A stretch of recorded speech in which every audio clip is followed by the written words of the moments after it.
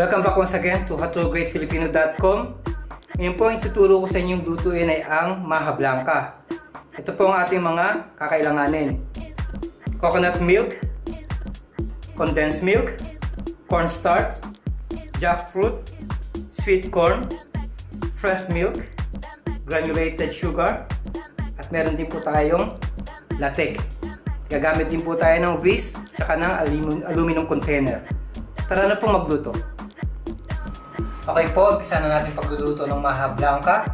Mainit na po yung pot natin. Make sure na nasa medium heat lang po kayo. So first step, lalagyan na po natin ang ating coconut milk.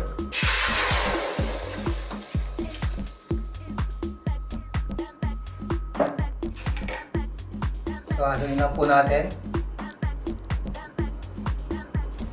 Ngayon po, isusunod na rin natin ang ating sugar. So haluin lang po natin ito ng ilang minuto. Tapos isusunod na po natin ang mga natitirang ingredients.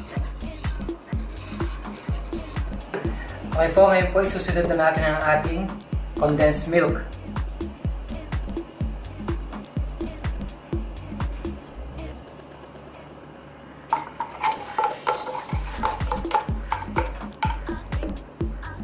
Again, haluin lang po natin. Ngayon po ang ating sweet corn.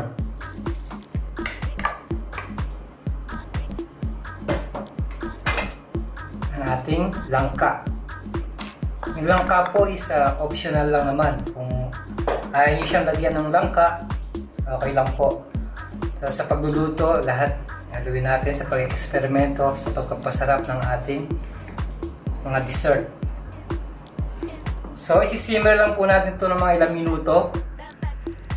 Once na kumulo na siya, tsaka tayo mag-move sa next step natin.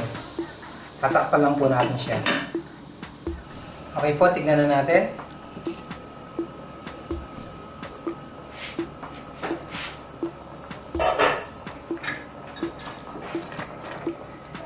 Luto na po yung ating langka at ang ating mais. Next step po natin, lalagay po natin yung ating cornstarch sa isang bowl. Tapos ang ating fresh milk. Tapos, i-whisk lang po natin siya. At sasama natin sa ating mais, langka, condensed milk, coconut milk. I-pour na po natin siya. Siya po ang magpapalapot pagbibigay ng thickness sa ating maha blanca. Ngayon po, haluin ulit natin. Ito po yung pinaka-hardest part ng pagluluto na to. Hindi na po natin ito bibitawan sa paghahalo hanggang ma-reach natin yung desired thickness natin. Hindi nyo na rin po siya tatakpan. Once na lumapot na po siya, transfer na po natin siya sa ating aluminum container. Mangyari lang mga 5 to 7 minutes. Pag nag-solid na siya, umapot na siya, pwede na siyang i-serve.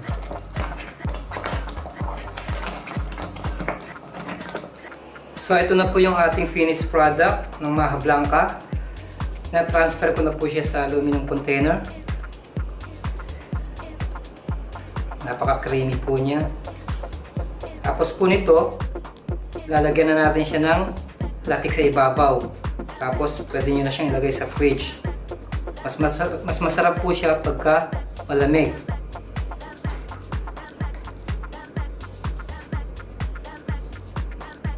Naamoy nyo na po yung naamoy ko na yung aroma ng ating corn. So ngayon po, bubudburan na natin siya ng latek.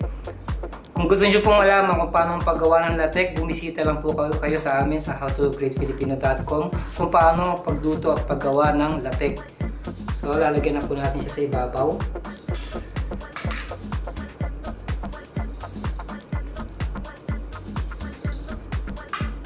Mas maraming latik, mas masarap po. Tapos, papalamigin natin. Tapos lalagyan natin yung cover, tapos lalagyan na natin siya sa fridge. Ito na po ang ating Maha Blanca. Maraming salamat po sa panonood ng howtogreatfilipino.com. Mabuhay!